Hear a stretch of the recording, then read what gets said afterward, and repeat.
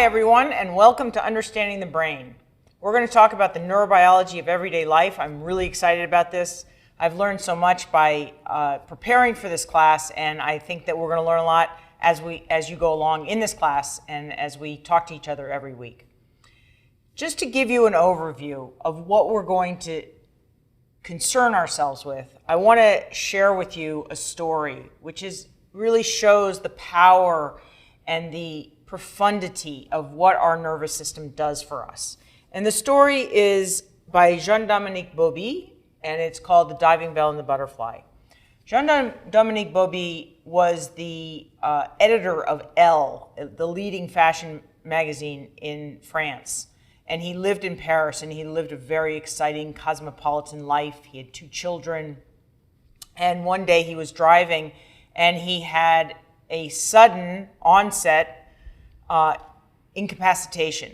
It turned out to be a stroke, a massive stroke in his brainstem. He says in the beginning of the prologue, before this happened, he'd never even heard of the brainstem. Well, you're going to hear about the brainstem.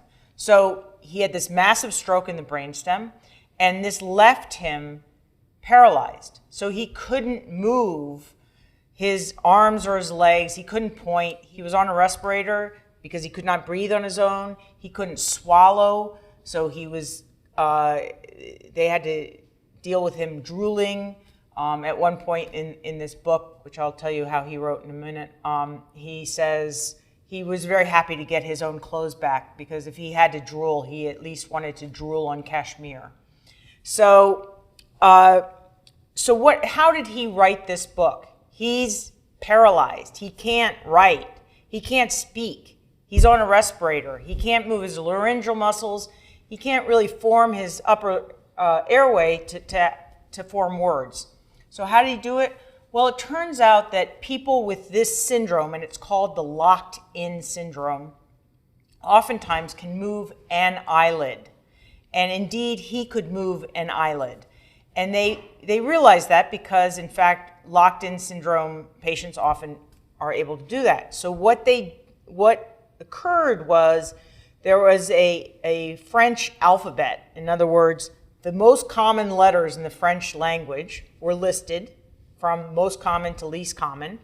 And when a person would point to each one of these letters or read them aloud, and when they got to the correct letter, Bauby would blink his working eyelid. And he blinked out, letter by letter, this entire story. That's just such an amazing action, such an amazing accomplishment.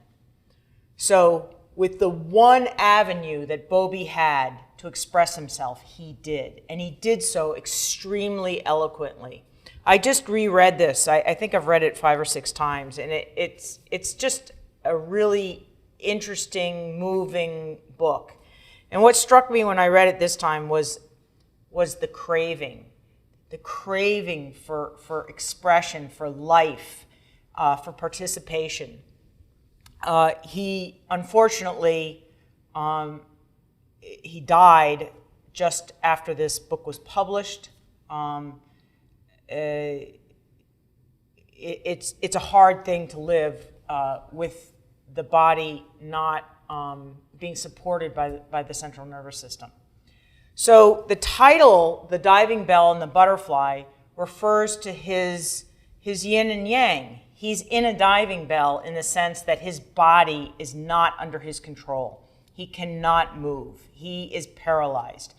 At the same time, he has all sorts of sensory abnormalities. He feels pain even though he can't feel touch. He cannot feel actual stimuli, actual things that are happening to his body, but he feels these abnormal sensations akin to amputation pain. There's nothing there, but a person feels pain. Well, he feels that kind of sensation as well.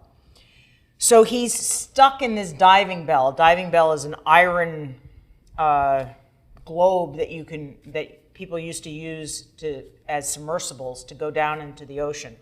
And that's all he can do, is be in this constrained existence where he can't actually move himself. But at the same time, he can soar. He can soar with his brain. He can soar in his thoughts and his emotions, his memories and his feelings.